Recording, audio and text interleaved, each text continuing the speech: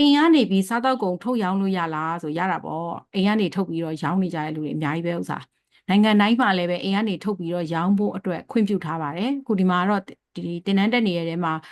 အခြားနိုင်ငံသူတွေလည်းပါတဲ့ခါကျတော့နိုင်ငံတစ်ခုချင်းစီမှာဒီ cottage law ဆိုတာရှိပါတယ်အိမ်ကနေပြီးတော့အစားအသောက်လုပ်ပြီးရောင်းတဲ့သူတွေအတွက်လိုက်နာရမယ်စည်းကမ်းချက်တွေပေါ့နော်ဥပမာစင်ကာပူဆိုရင်သူက food hygiene တင်နန်းလို့ပါတော့တက်ခိုင်းတယ် food hygiene မှာသူက level 1 2 3 4လားမသိဘူးရှိရယ်အဲ့တော့ level ဘယ်လောက်ထိတက်ထားရင်အိမ်ကနေစားတောက်ကုန်ထုတ်ပြီးရောင်းလို့ရတယ်ဆိုတော့ဥပဒေရှိရယ်ပြီးရင်အဲ့အိမ်ကနေစားတောက်ကုန်ထုတ်ပြီးရောင်းတယ်ဆိုတော့သူက online ကနေရောင်းလို့ရတယ်ဆိုင်ကို तू ကပစ္စည်းပေးသွင်းခွင့်မရှိဘူးဥပမာဆိုပါတော့တခြားဆိုင်မှာတခြားဆိုင်တစ်ဆိုင်မှာ तू ကကိုကအိမ်ကနေချက်မယ်ချက်ပြီးအိမ်ချက်ပြီးသားကိုဆိုင်ကိုသွားပို့မယ်ဆိုင်မှာရောင်းမယ်ဆိုတဲ့ဟာမျိုးလုပ်လို့မရဘူး online ကနေရောင်းမယ် online ကနေပဲဝယ်မယ်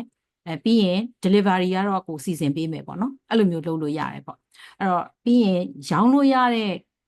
ထုတ်ကုန်တွေရောင်းလို့မရတဲ့ထုတ်ကုန်တွေဆိုတာလည်းခွဲခြားမှုရှိနိုင်တယ်နိုင်ငံတစ်ခုနဲ့တစ်ခုနဲ့မတူအဲကြောင့်မလို့အရေးကြီးတာကိုကအိမ်ကနေပြီးတော့စားသောက်ကုန်ထုတ်ပြီးတော့ရောင်းတော့မယ်ဆိုရင်သူ့နိုင်ငံမှာဘယ်ဥပဒေရှိတာလဲဆိုတာသိအောင်အရင်ဆုံးလုပ်ရမယ်ပေါ့နော်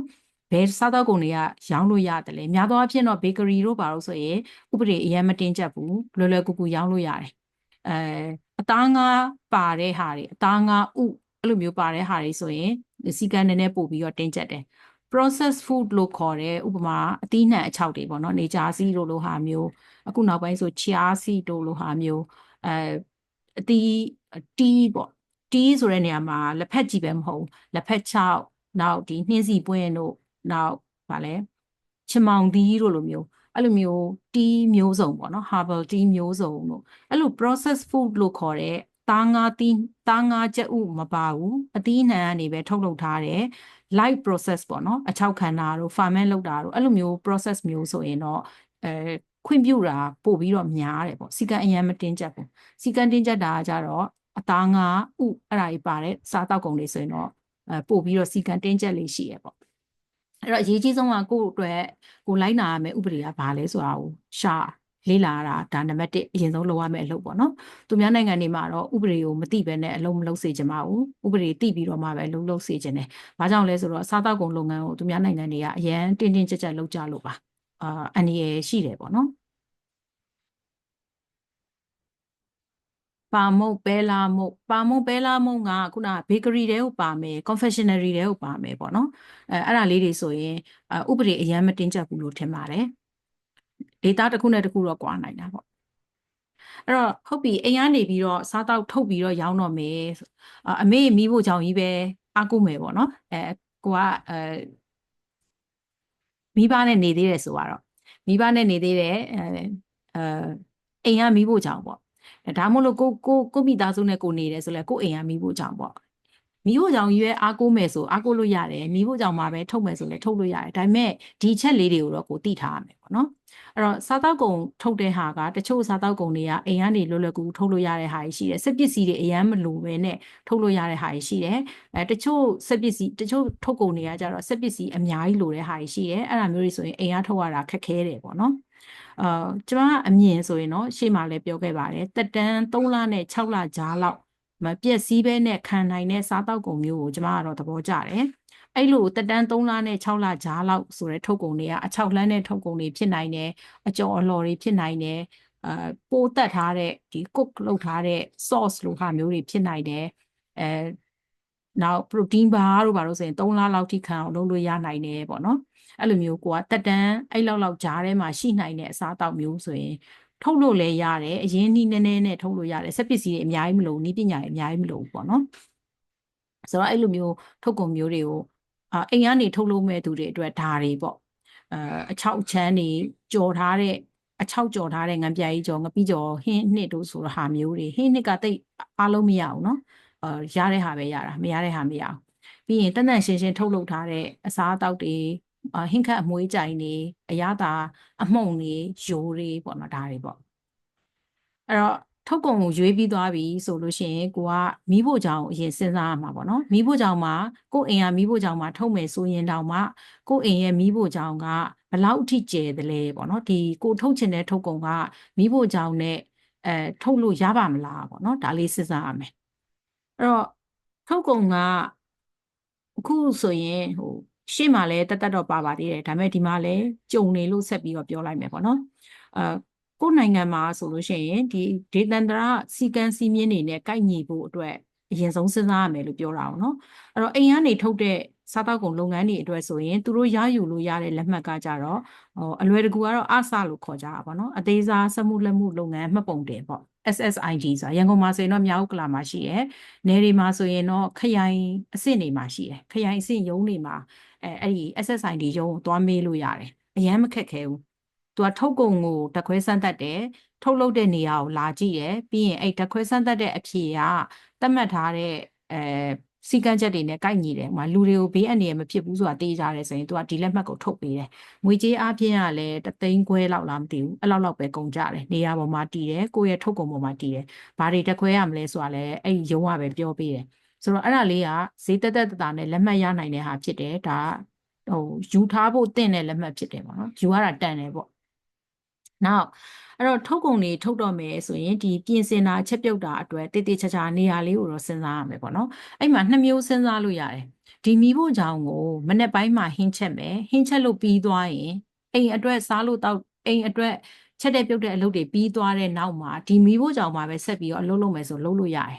အဲ့တော့အချိန်နဲ့ပိုင်းခြားရင်ပိုင်းခြားမနေ့ပိုင်းကတော့ဟင်းချက်တဲ့အချိန်နေ့လယ်ပိုင်းကတော့ထုတ်ကုန်ထုတ်တဲ့အချိန်ဒီလိုပိုင်းခြားရင်ပိုင်းခြားပေါ့နော်အဲ့လိုမဟုတ်ဘဲနဲ့တစ်ဖက်ကလူကဟင်းနေချက်တစ်ဖက်ကလူကထုတ်ကုန်တွေထုတ်ဆိုရင်တော့ဒါသိပြီးတော့ကောင်းမွန်တဲ့အလေးအထားမဟုတ်ဘူးလို့ပြောလို့ရတယ်ဒါကြောင့်ကိုယ့်ရဲ့မီးဖို့ကြောင့်ဘယ်လိုအသုံးပြုမလဲဆိုတာလေးကိုစဉ်းစားပါနော်ပြီးရင်ထုတ်ကုန်ထုတ်တော့မယ်ဆိုတာနဲ့တူလောင်ဖို့အတွက်နေရဆိုတာလိုလာပြီပေါ့ကိုယ့်ရဲ့ထုတ်ကုန်ကရေခဲတစ်တာလိုအပ်တဲ့ထုတ်ကုန်လားဒါမှမဟုတ်လို့ရှိရင်ဒီတိုင်းပဲထုတ်ထားလို့ဒီတိုင်းအပြင်မှာပဲထားလို့ရတဲ့ဟာလားပြီးတော့ဝန်ပွားတဲ့ဟာလားအများကြီးနေရာအကျယ်ကြီးလိုတဲ့ပစ္စည်းလားသို့မဟုတ်နေရာချင်းချင်းလေးနဲ့အလုပ်ဖြစ်တဲ့ပစ္စည်းလားအဲ့ဒါတွေလည်းစဉ်းစားရမယ်ပေါ့ကိုယ့်အိမ်ကနေရာချင်းနဲ့ဆိုလို့ရှိရင်နေရာဝန်ပွားတွေအများကြီးထားလို့မရဘူးပေါ့နော်အဲ့လိုမျိုးတွေဒီချက်တွေလည်းထည့်ပြီးစဉ်းစားရမယ်နောက်ထုတ်ပိုးတဲ့နေရာလိုအပ်တယ်ထုတ်ပိုးတဲ့နေရာဆိုတာကစားတောက်ကုန်လုပ်ငန်းမှာအရေးကြီးဆုံးနေရာတစ်ခုဖြစ်တယ်။ဘာကြောင့်လဲဆိုတော့ချက်ပြုတ်ပြီးသားအစားအသောက်ကိုအိတ်ထဲဘူးထဲကိုထည့်မယ်။အိတ်ထဲဘူးထဲကိုထည့်တဲ့အချိန်မှာဘေးပတ်ဝန်းကျင်မှာရှိတဲ့လူတွေစီကသပင်မွှေးတို့ပတ်ဝန်းကျင်ကအမှိုက်တို့ဖုံတို့တွေဝင်သွားနိုင်တယ်။ဒါကြောင့်ဒီထုတ်ပိုးတဲ့နေရာကတော့ကိုယ့်လုပ်ငန်းအတွက်အရေးအကြီးဆုံးနေရာဖြစ်တယ်။မိဖို့ကနေထုတ်မယ်ဆိုရင်ဒီထုတ်ပိုးမှုလုပ်တဲ့အချိန်မှာပတ်ဝန်းကျင်ကိုဘယ်လိုမျိုးဖုံတွေအမှုန်တွေအမှိုက်တွေလူတွေစီကနေပြီးတော့သပင်တွေမဝင်အောင်ဘာလုပ်မလဲဆိုတာတွေထည့်စဉ်းစားရမယ်ပေါ့နော်အဲ့မှာခေါင်းဆောင်ဆောင်တာတို့ဘာလို့ပါလာပေါ့ဆိုတော့အခုဒီမှာပုံလေးနဲ့ကိုယ့်ရဲ့အိမ်မှာကိုယ်အသုံးပြုမဲ့မိဖို့ကြောင့်နေရာကိုပုံလေးအကျန်းလေးဆွဲကြည့်ပါစာရွက်ရှိရဆိုရင်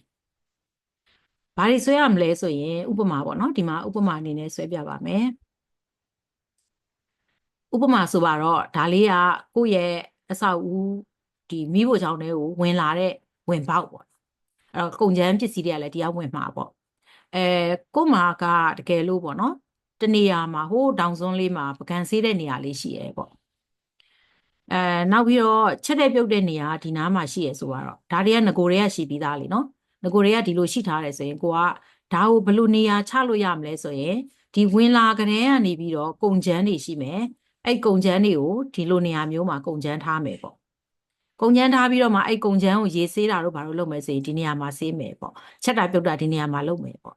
ပြီးလို့ရှိရင်အဲ့ဒီကုန်ကျန်းကိုထုတ်ပိုးတဲ့အလုပ်ကိုဒီနေရာမှာလုပ်လို့ရမလားစဉ်းစားရမှာပေါ့နော်ဒီနေရာမှာထုတ်ပိုးမှုကိုလုပ်လို့ရရဲဆိုရင်ဒေါင်လေးမှလည်းဖြစ်တယ်တကယ်တိတိကျကျအကာအကွယ်လေးနဲ့အလုပ်လုပ်မယ်ဆိုလုပ်လို့ရတဲ့နေရာလေးလည်းဖြစ်တယ်ပေါ့ပြီးတော့မှအဲ့ရနေကုန်ကြောထွက်လာပြီဆိုရင်ကုန်ကြောကိုဒီနေရာမှာထားလို့ခဏထားလို့ရမလားပေါ့ပြီးရင်ဒီတကားပေါက်ကနေပြီးပြန်ထုတ်သွားမယ်ပေါ့နော်အဲ့လိုမျိုးလေးစဉ်းစားရမှာတကယ်လို့ကိုယ့်ရဲ့နေရာကရေသုံးတဲ့နေရာကဒီဘက်မှာရောက်နေရဆိုရင်ကိုယ့်ရဲ့ဒီကုန်ကျန်းကုန်ကြောထားတဲ့ဟာကိုရေသုံးမဲ့နေရာနဲ့မနီးစပ်အောင်လိုက်ပြီးတော့စဉ်းစားရမယ်ပေါ့နော်အဲ့တော့ဒီလိုပုံမျိုးမှာဆိုရင်ကြီးလိုက်လို့ရှိရင်သူကကုန်ပစ္စည်းရဲ့ရွေရှားမှုကိုကြည့်မယ်ဆိုရင်ကုန်ပစ္စည်းကဒီကနေဝင်လာတယ်ဒီနေရာမှာထားမယ် ပြီးရင်သူကရေဆေးတဲ့နေရာဆိုလို့ရှိရင်ဒီဘက်ကိုရောက်မယ်ပြီးရင်ထုတ်လုပ်တဲ့နေရာဆိုဒီဘက်ကိုရောက်မယ်ထုတ်ပိုးတဲ့နေရာဆိုဒီကိုရောက်မယ်ပြီးရင်အဲ့ထုတ်ပိုးမှုကိုတိုးလောင်တဲ့နေရာဆိုဒီမှာရောက်မယ်ပြီးရင်သူကဒီလိုထုတ်ကုန်ပြန်ထွက်သွားမယ်ဒါဆိုရင် तू ကတစ်ခုနဲ့တစ်ခုဒီလိုကြက်ချေခတ်တွေဖြစ်နေရမျိုးတွေမရှိဘဲနဲ့လုံးဝရှင်းလင်းတဲ့material flow လို့ပြောတာပေါ့နော်ဒီထုတ်ကုန်ရဲ့စီစစ်မှုကမှန်ကန်တယ်လို့ပြောလို့ရတယ်အဲ့လိုမျိုးမှန်ကန်နေလို့ရှိရင်ဒီကုန်ချမ်းနဲ့ကုန်ကြောနဲ့ရောသွားတာမျိုးတွေရေစင်တာမျိုးတွေမဖြစ်ဘူးအထူးသဖြင့်တော့ဒီ packaging လုပ်မဲ့နေရာလေးကိုကိုကကောင်းကောင်းမွန်မွန်ဒေါင်လေးမှာကောင်းကောင်းကာကွယ်ပြီးတော့လုပ်လို့ရတယ်ဒါဆိုရင်မှန်ကန်တဲ့အခင်းချင်းဖြစ်တယ်ပေါ့နော်အဲ့တော့ကိုယ်အိမ်မှာရှိတဲ့နေရာမှာကိုကအလုပ်ကိုဘယ်လိုလုပ်မလဲဆိုတာအဲ့လိုလေးမှန်ကန်တဲ့ခင်းချင်းလေးဖြစ်အောင်တော့ဆွဲတတ်ဖို့လိုအပ်တယ်နော်အဲ့ဒါလေးကိုတခြားလေးစဉ်းစားကြည့်ပါကိုယ်အိမ်ရဲ့ကိုယ်အသုံးပြုမဲ့နေရာလေးကိုစိတ်ထဲမှာအာယုံပြုတ်ပြီးတော့ပုံလေးဖော်ကြည့်ပါပုံဖော်လို့ရသလားပေါ့ချောချောမွေ့မွေ့လေးနဲ့ရှိတယ်ဆိုရင်ပိုကောင်းပါတယ်အဲ့လိုမဟုတ်ဘူးဆိုရင်တော့ကုန်ကျန်းနဲ့ကုန်ကြောနဲ့ရောတာတို့ရေစင်တာတို့ဒီထုတ်ပိုးနေတဲ့အချိန်မှာအိမ်မွေးတိရစ္ဆာန်ရဲ့အမွှေးတွေဝင်တာတို့လူတွေရဲ့ခေါင်းကစပင်တွေဝင်တာတို့အမိုက်တွေဝင်တာတို့ဖုံတွေဝင်တာတို့ဖြစ်တတ်တယ်ပေါ့နော်ဒီဟာအရင်ရေးကြည့်တယ်ဒီလေးအောက်လေးမှန်ကန်ဖို့အရေးကြီးတယ်ပြီးရင်ဒုတိယတစ်ဆင့်အနေနဲ့လောက်ရမယ့်ဟာကတော့ကိုယ်အသုံးပြုမဲ့ပစ္စည်းတွေကိုစုအောင်စုတာဆိုတာဝယ်တာတွေမဟုတ်သေးဘူးအရင်ဆုံးစရင်းလောက်ရမှာကိုထုတ်မဲ့ထုတ်ကုန်အတွက်ဥပမာဒန်အိုးအကြီးတစ်လုံးလိုတယ်ပေါ့နော်ကြော်ဖို့အတွက်ဒဲအိုးတစ်လုံးလိုတယ်ပေါ့ကြော်ပြီးသားကိုစီခါဖို့အတွက်စီခါတဲ့ဟာတစ်ခုခုလိုအပ်တယ်ပြီးရင်ထုတ်ပိုးဖို့အတွက်ဘူးထဲကိုထည့်မယ်အဲ့ဘူးကိုမှအပေါ်ကတံပြားနဲ့ပတ်မယ်ဒါကြောင့်အဲ့တံပြားပတ်တဲ့ဆက်လိုတယ်ပေါ့ဒါဥပမာပြောတာနော်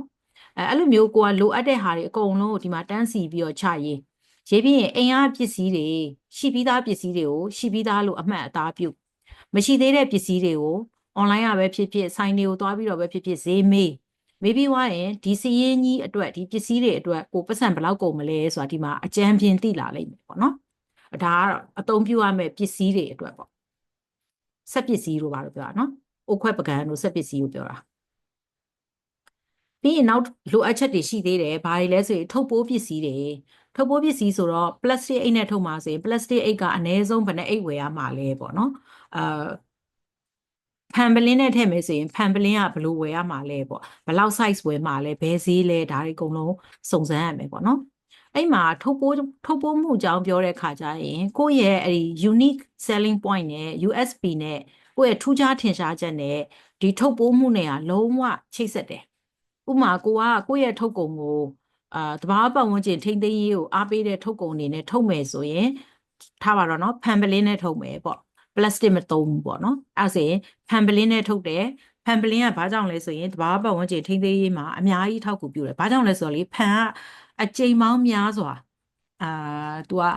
unlimited လို့တောင်ပြောတယ်ပေါ့နော်အကြိမ်ပေါင်းများစွာဒီဖန်ပလင်းတွေကနေပြီးတော့အဲ့ဖန်ပလင်းအကွဲတွေဖြစ်အောင်ပြန်ခွဲတယ်ပြီးရင်ပြန်ခြေတယ်ပြီးရင်ဖန်ပလင်းတွေပဲပြန်လုပ်တာဒီဖန် recycle အကြိမ်ပေါင်းများစွာလုပ်လို့ရတယ်ပေါ့နော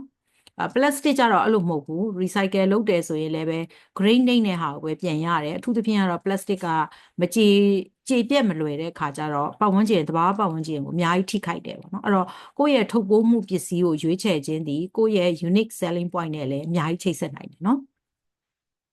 အဲ့တော့ဘလို့ထုတ်ပိုးပစ္စည်းကိုဝယ်မှာလဲပြီးအဲ့ထုတ်ပိုးပစ္စည်းထုတ်ဖို့အတွက်ဥမာဆိုတော့ကိုယ့်ရဲ့ထုတ်ကုန်ကလေဆုပ်ပြီးတော့အိတ်ကိုပိတ်ရမယ်ဆိုတော့ဒါဆိုရင်လေဆုပ်ဆက်ဝယ်ရအောင်မှာပေါ့နော်ခုနရှေ့ကစီးရဲထဲမှာလေဆုပ်ဆက်ပါရမယ်ပေါ့အဲ့လိုပဲဘေးကင်းရေးနဲ့တန်ရှင်းရေးဆိုတော့မတော်တဆဓာတ်ပြက်လို့ရှိရင်အလုပ်သမားတွေပါခန့်တော့မယ်ပေါ့နော်မတော်တဆဓာတ်ပြက်တယ်ဆိုရင်သူ့အတွက်ဓာတ်ပြက်လို့ရှိရင်အနည်းဆုံးတော့လက်ကိုအရက်ပြန်လေးနဲ့စေကြောလို့ရရမယ်ပြီးရင်ပလတ်စတာလေးပါလေးကပ်ပြီးနိုင်ရမယ်အဲ့လိုပစ္စည်းလေးတွေအစင်းသင်းရှိရမယ်လက်တန့်ဆေးအစင်းသင်းရှိရမယ်ပြီးရင်မီးသက်ဆေးဘူးဆိုတဲ့ဟာတွေကိုယ်စီမှာတော့ထားလေးမရှိဘူးပေါ့နော်ရှိတဲ့အရာတွေပေါ့အဲ့တော့ဒါလေးတွေကိုလည်းစည်ရင်းလုပ်တဲ့ထဲမှာထည့်ရမယ်နောက်လေပတ်မှုအတွက်ကကြတော့ကုန်ချမ်းပစ္စည်းတွေဘာတွေပါမလဲပေါ့နော်ဘယ်လိုကုန်ချမ်းတွေပါမှာလဲနောက်ပြီးတော့ပါဝင်ပစ္စည်းတွေအနေနဲ့ကဘာတွေရှိမှာလဲပေါ့နော်အဲ့ဒါတွေအကုန်လုံးကိုစီရင်ခုနစီရင်ချရေးတဲ့ထဲမှာထည့်ပြီးရေးလို့ရတယ်နော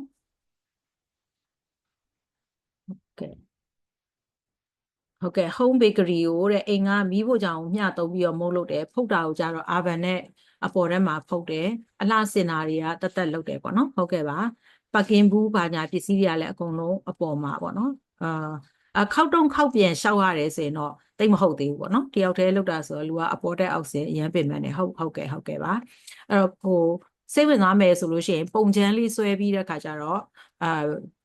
ကျွန်မကြည့်ပေးလို့ရပါတယ်လုံးဝကြီးခောက်တုတ်ခောက်ပြန်မလျှောက်ရဘူးလို့တော့